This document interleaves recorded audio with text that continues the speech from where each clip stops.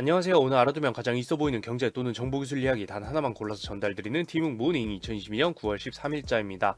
오늘 가져온 이야기는 49년 만에 멈췄던 제철소예요. 2022년 9월 6일 제11호 태풍 흰남노로 인해서 포항에는 최대 500mm라는 엄청난 양의 폭우가 내렸고 많은 분들이 피해를 입었는데요. 명절을 앞두고 큰 피해를 입어 특히나 안타까움을 더했기도 했습니다. 그런데 이 중에서 산업 전반에서도 긴장하게 된 일이 있었는데 바로 포스코의 포항제철소 침수였죠. 문자 그대로 철로 만든 상품을 생산하는 제철소가 있는 지역이 물에 잠겼고 그로 인해 정전되기도 하며 제철소 자체가 멈춰버린 겁니다.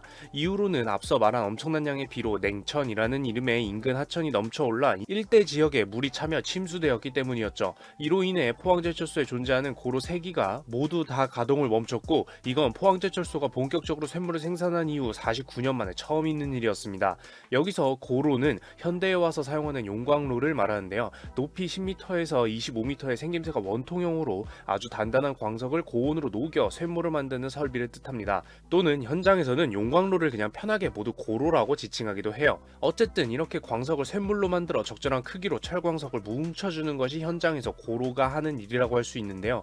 이렇게 고로가 쇳물을 만들어 줘야 그 이후 각종 불순물과 산소를 제거할 수 있게 되고 우리가 흔히 말하는 철강 제품의 기초인 강철 덩어리를 생산할 수 있게 되죠. 이 과정을 제강 과정이라고 합니다. 참고로 이 강철 덩어리를 조강이라고 부르는데요. 조강은 말 그대로 거친 강철이에요. 풀어서 보자면요. 그리고 나면 이 강철 덩어리를 누르거나 펴는 과정을 거쳐서 다양한 형태의 강철 제품으로서 각 산업에 판매가 되는 겁니다. 이 과정을 아변 과정, 가장 오른쪽 과정이라고 말을 하는 거고요. 예를 들어 자동차 산업 그리고 배를 만드는 조선 산업 같은 곳에서 특히 이런 강철 제품을 사용을 많이 하게 됩니다. 문제는 포항제철소가 국내 조강, 즉 강철 덩어리 생산량의 35%를 책임지고 있었다는 거예요. 따라서 이번 침수 사태는 자동차, 조선, 건설, 가전기기 제조 산업에서도 긴장을 할 수밖에 없는 것이었죠. 관련 제품을 사용하는 제품이니까요. 따라서 많은 곳에서 긴장한 채로 이 포항제철소의 복구를 지켜보고 있었습니다.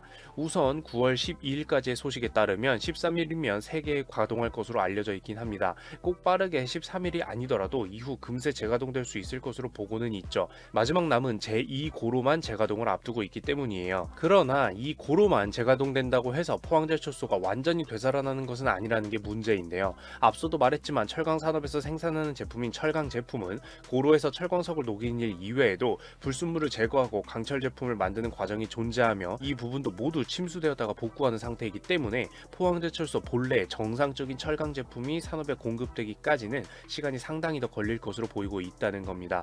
일부는 당분간은 불가능에 가깝다라는 이야기도 나오고 있어요. 아까 조강, 즉 강철 덩어리만 해도 맨 왼쪽에 보이는 고로가 작동해서 쇳물을 만드는 과정인 제선 과정에서만 끝나는 게 아니라 제광 과정을 거쳐서 강철을 만들려면 불순물 제거 과정이 필요한데 이런 과정이 현재 모두 정지된 상태이기 때문에 문제라는 거죠. 따라서 국내 경제 전반에서는 포항제철소에서 생산하는 강철 제품이 한동안 각 산업에 원활하게 공급되지 않거나 공급되지 않을 것으로 예상되는 상황이 길어질 경우 어떤 것을 우려할 수밖에 없는데요. 뭐겠어요? 네, 당연히 관련 물가 상승입니다. 특정 상품이 공급이 안 될 것으로 보이면 그 가격이 오르는 건 이제 누구나 말 안 해도 아실 테니까요. 게다가 무슨 산업들이 연관된 가격이다? 자동차, 배, 건설, 가전기기 관련 산업입니다.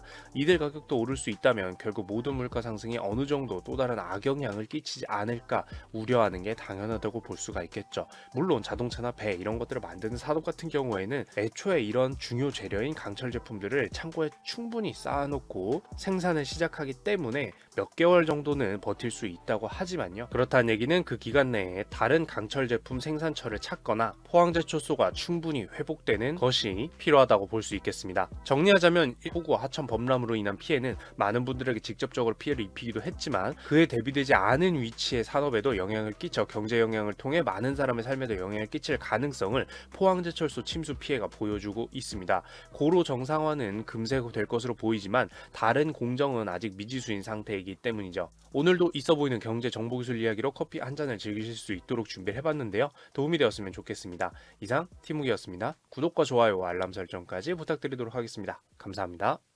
이 영상은 많은 시청자분들과 여기 있는 후원자분들 덕분에 제작되고 있습니다. 박윤아님 감사드립니다.